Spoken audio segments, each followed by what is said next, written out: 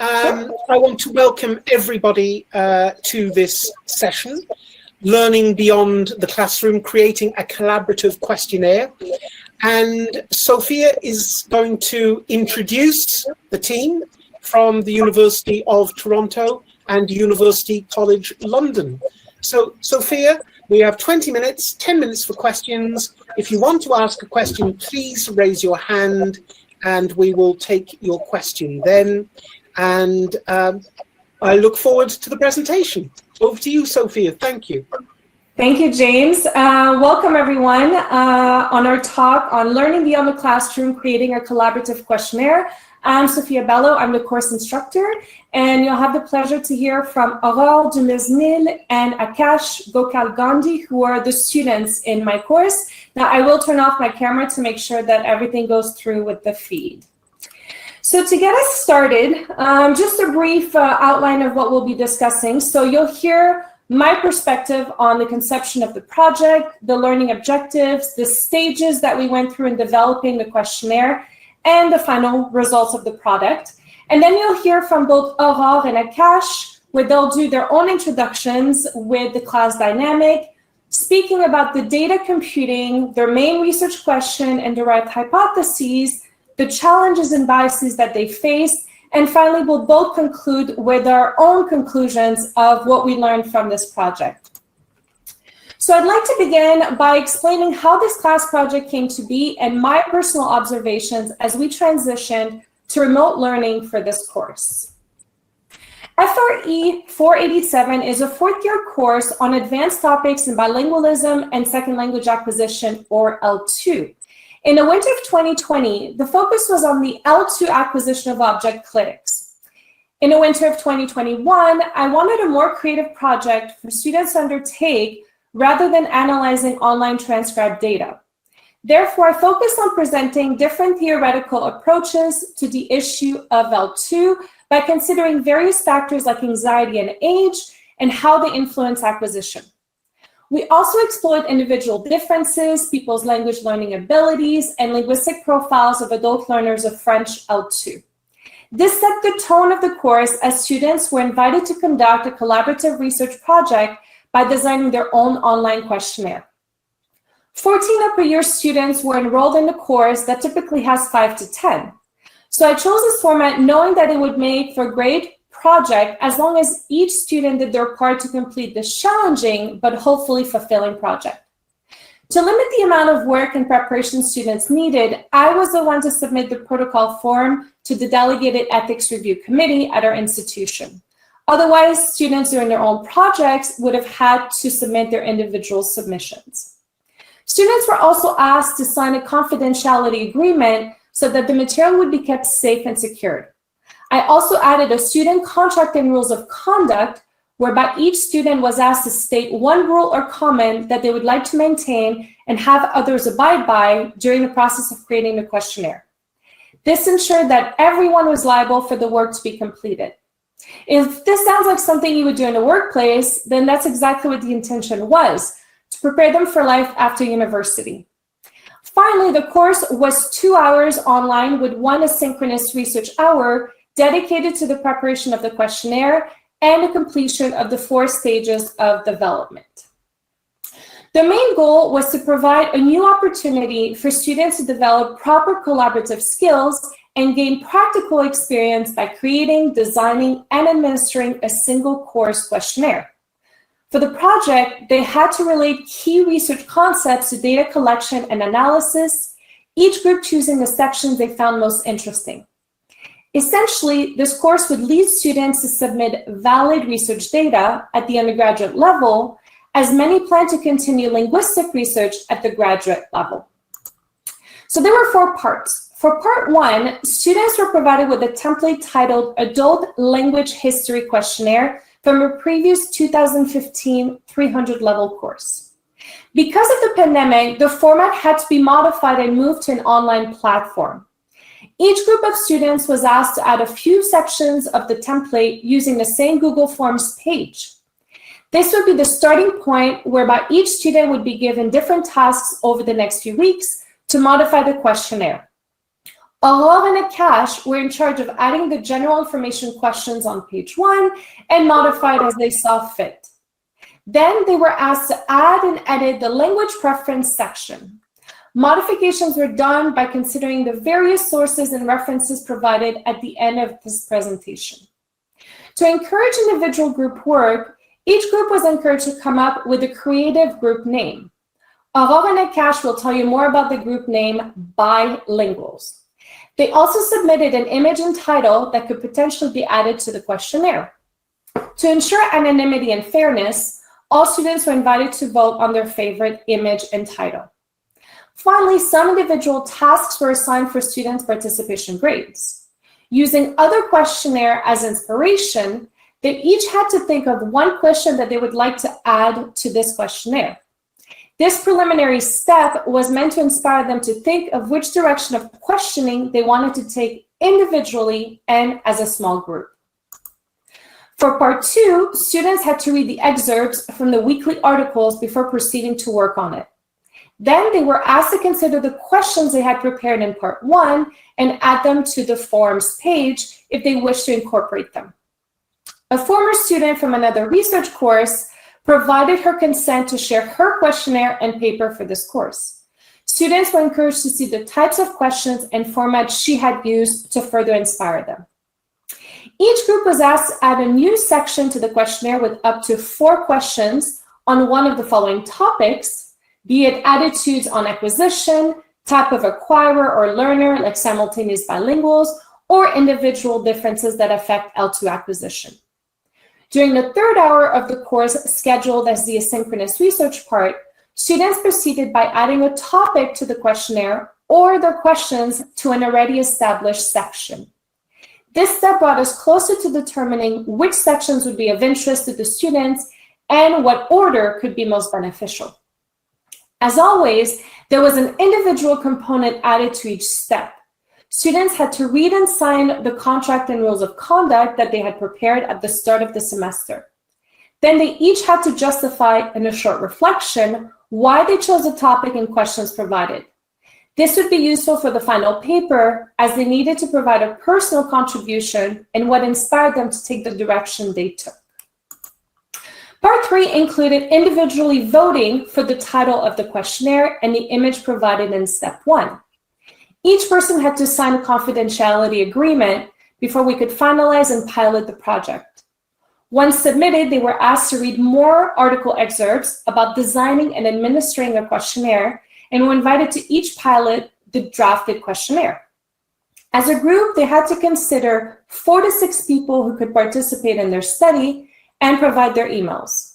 Following step 2, they were asked to work together and review their peers' sections on the questionnaire, as well as their reflection, so explaining why they had chosen those topics and questions.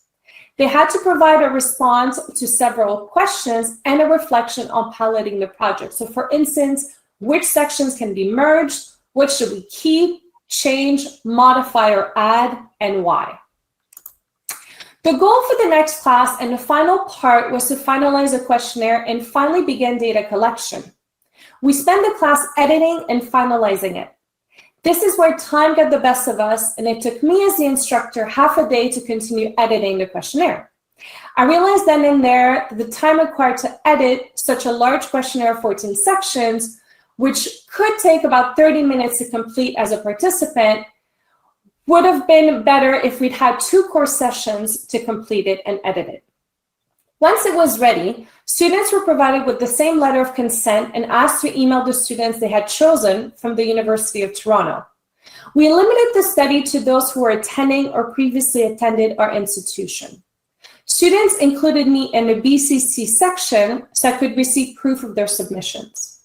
Whether participants chose to participate or not was up to them. We set a deadline so I could gather data on time and prepare an Excel sheet for all the groups. They could then proceed to modify it based on the sections they were most interested in analyzing.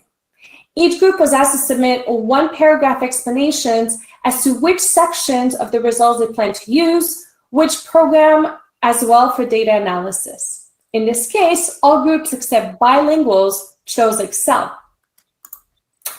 Following the 4 stages of development, we ended up with 14 sections, some longer than others, for our questionnaire. So it included about 36 undergraduate students, no monolinguals, 25 bilinguals, about 11 multilinguals, 15 simultaneous bilinguals, and 17 heritage speakers, where most of them spoke English as a first language and L2 or L3 as French.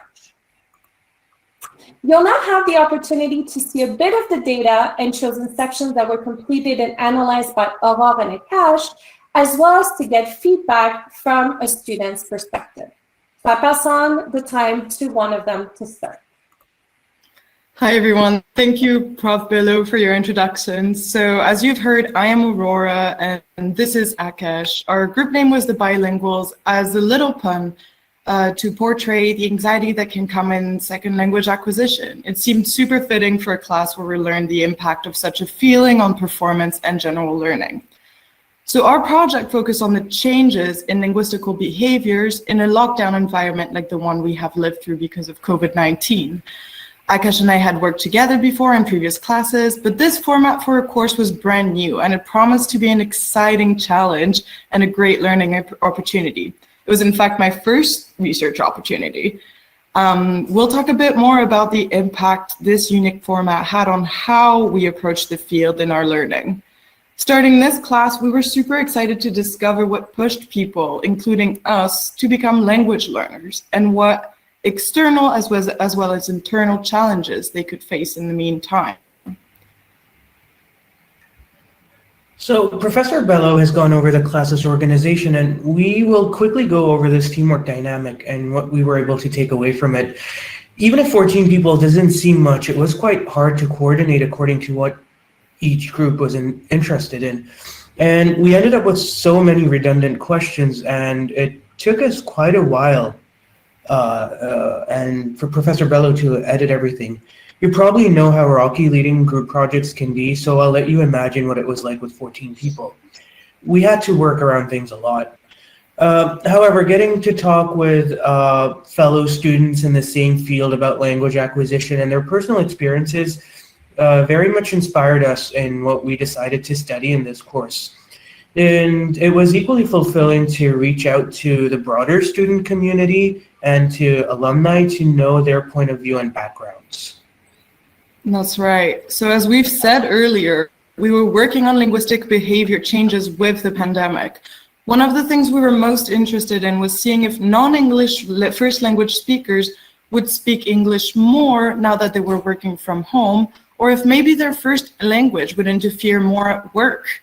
So on this slide that you have right in front of you, you can see 2 comparative graphs monitoring the use of a participant's language A, so their first language, when they're at home.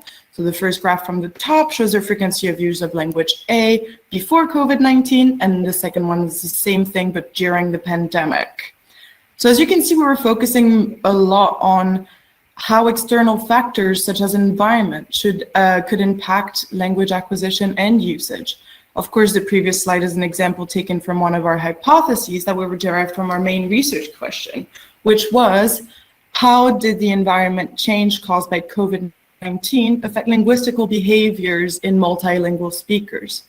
From this main research question, we derived 4 hypotheses. So firstly, we proposed that working from home would increase the use of the professional language in the home environment. Our second hypothesis predicted that as English is a mainstream language in online media, it would become more present during COVID-19. And then thirdly, we kind of theorized that as hobbies changed with the pandemic, we would find the most language variation in that context. So the main issue we had in conducting this study was the survey we used. Our data collection first focused on broad questions created without knowing what our specific research question was. This forced us to infer conclusions from questions that were not adequate for our research in the first hand. So the way we had formatted the answers also slowed us down as well. As you can see, the questions were divided by language, environment, and the answer was based on frequency. The ideal format for such a question would have been to round them up and ask, what language do you speak most when blank? Blank being like a given environment, and have the answers be languages spoken by the participants. So language A, B, or C. And yeah, so we had also decided to work on Jamovi because we were much more familiar with their database treatment than Excel. If you have any questions about that, don't be afraid to ask. We'd be happy to answer you. So our focus on environment also brought, an environment brought by COVID also meant that there was little to no peer-reviewed research on the matter since it was such an unprecedented time. Yeah, so that led to further inferences from somewhat related articles, and that greatly impacted the validity of our results. In terms of teamwork, COVID was a blessing and a curse, and it was so much easier for us to meet and discuss the study since all we had to do was open our laptops or just turn our phones on, which of course led us to being too joinable and basically setting no boundaries between our personal time and our work time. Which I'm sure is something you all have experienced during your time working from home. Finally, we struggled for time. We received the survey's data about a week before our paper was due, and this meant that we had to process, analyze, and infer the results in a matter of days, changing our sources depending on what we found to see if we could explain them. We pulled 2 all-nighters in a row in order to produce the study, and we could have done so much more if the class was a full-year course instead of just a semester, which at U of T is about 3.5 months. Or even if we had produced the survey in the first weeks and known what we were going to study. The study itself led to very little results, and there was little variation, and most of our hypotheses were inconclusive. However, we both agree that this was one of the most enriching experiences in our undergraduate studies, and we came out of it exhausted but excited, just as excited as we are now to share this with you. So, this project was one of the most hands-on and exciting, albeit sometimes frustrating experience we'd had in our undergraduate. While the level of work, research, and analysis required were way ahead of our level, it really taught us to push ourselves and to look at raw data in a certain way. It was also useful in giving us a taste of what graduate studies would be like should we choose to pursue them, and what would be expected of us. One of my favorite parts of this course was always the last 10 to 15 minutes, which were used as a platform for everybody to share their personal experience with language learning, teaching, and why it was important to them, their journeys, and what they would do or would have done differently.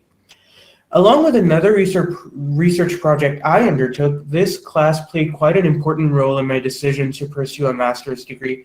So here I am today studying neurosciences at University College London, but more so from a language and communication perspective.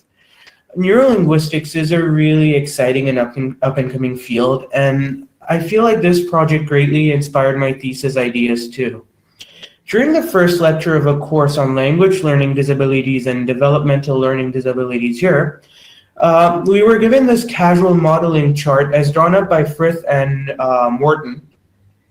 And we were explained that language learning has several layers. So the biological one, so basically what happens in the brain, the cognitive level, so what happens in the mind, and behavioral level, which is kind of the outcome of everything. And as you can also see, there is an environmental level, but the professor barely talked about it.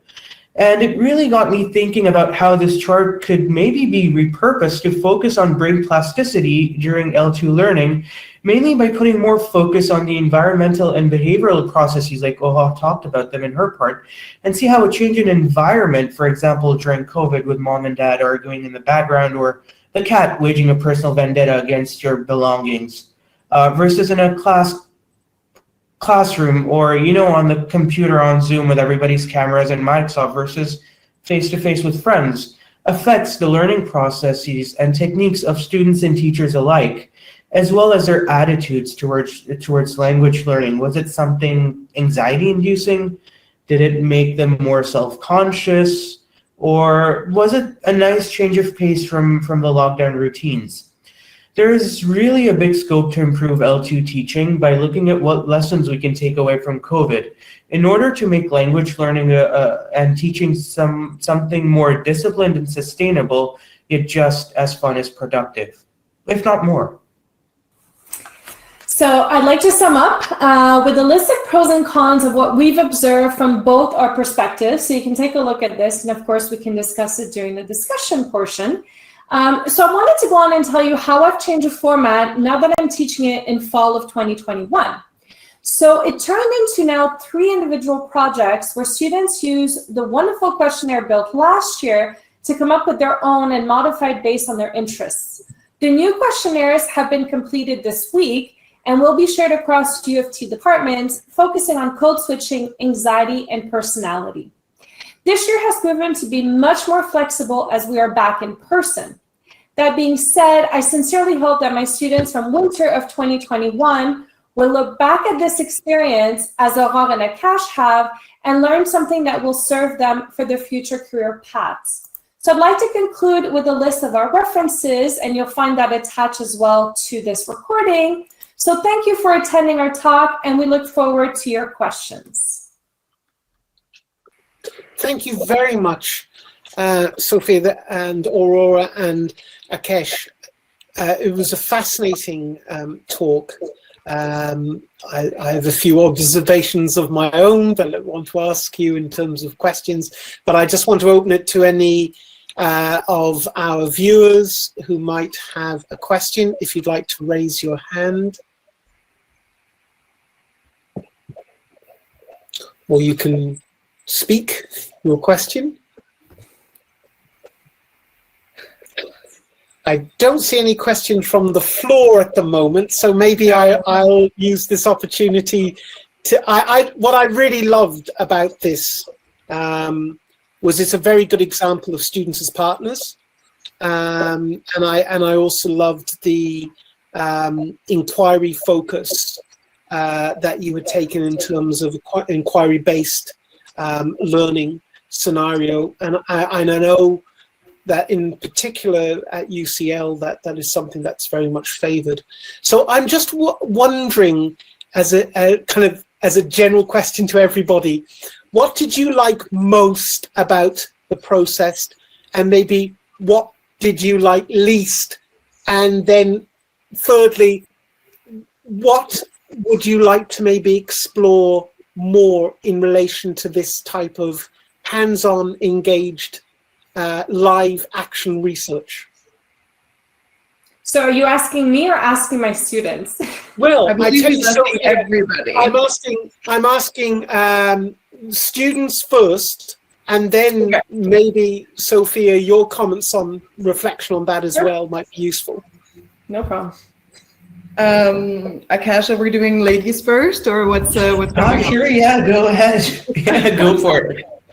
I'd say the most enjoyable thing in this course was, like, it's very broad kind of idea, but it's the aspect of communication and learning. It goes back to our last session of the course where we just all gathered around and through Zoom obviously, but we all talked about what could be improved, what could change, and this mindset of the course was really going throughout the whole semester, where everybody was giving their own opinions and experiences, and everything that we were going through and learning was applied to a very personal, language learning is super personal and kind of universal in a way, because we all speak, yes, a language at least. And it's just was so interesting to have this kind of learning throughout others in a very Socratic methods way, and we were just all communicating a lot, and it was just my favorite aspect of the class is just this whole sharing aspect of the education process, which I think is not that common in a classroom where there's this one prof and then all the students listening. So this was super enriching. And then I guess my least favorite part of the class was how it was quite frustrating to see how it could be improved, and how we knew we were lacking for time. We were kind of going in the dark at first until we chose, up until the moment after we had received the data, and chose what we wanted to study in the class. It was just kind of going in the dark, and I guess that was a bit frustrating, but definitely more good than bad. Very good. And I think Akash has left us. He has some issues with his internet connection. Okay. Oh, Akash is back. Wonderful. Oh, Akash, what did you think? What did you like most? What did you like least? Well, I think my favorite part was definitely the group work. Having a general sense of what we're supposed to do, relying on a partner and just shooting your shot, seeing where it lands. Of course, I completely agree with Aurore in that the communication part, doing your own thing, but also kind of just sitting around a table, a virtual table, and just sharing your ideas. And kind of by communicating, you also get a better idea of what you can do to improve your own side of the project. That was very helpful. It really felt like we were working alongside our peers and with our professor, rather than just it being a traditional classroom where the professor is monologuing for hours on end, and we're just here taking notes, wondering what we're gonna eat what we're gonna eat tonight. So that was really the fun part, it being such a collaborative and interactive experience. Also, the uncertainty, I know Aurore didn't like it, but I found it quite exciting because we didn't know where we were or where we were going to end up. Of course, having an inconclusive study is part of academia. So the earlier we fail, the earlier we succeed. That's how I see it, because now we know what not to do. What I did not like is, I think I'd agree with Aurore as well, is how short we were on time. And if we had just even half a semester more, I think.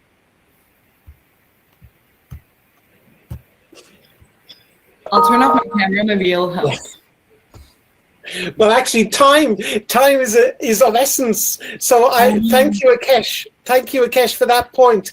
And I suppose just as we are coming up to time, Sophia, in the last minute, if I could just ask you, how do you think students as partners has affected your way of teaching this class? I'm really glad I had this opportunity. It really made me bond with the students in a way that you can't really do with lower level courses.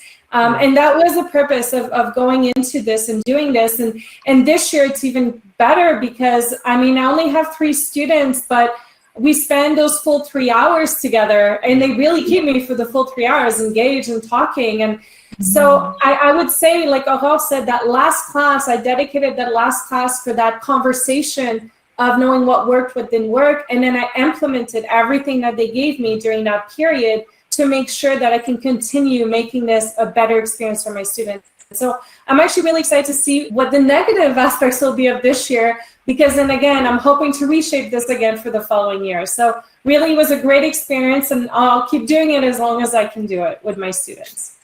Thank you so much. It shows that teaching is social, teaching and learning is relational. And thank you for sharing your findings with us, and the conversations I think were very powerful at the end.